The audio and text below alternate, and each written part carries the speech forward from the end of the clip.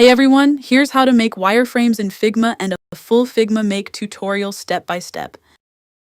First, here's how to make wireframes in Figma. First, open Figma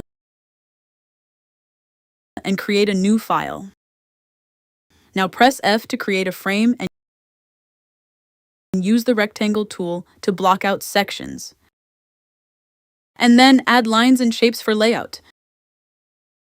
Remember to keep it simple as wireframes are just the basic structure of your design. Think of it like a blueprint before the final product. Now let's bring it to life. Go to Figma and click Make, as this is where things get powerful. Figma Make lets you turn your design into a working prototype using prompts instead of code.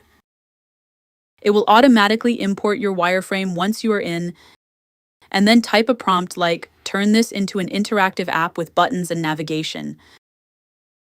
Figma will then automatically add interactions, create functionality, and make it feel like a real app. And that's it. Now you know how to make wireframes in Figma and turn them into an interactive app.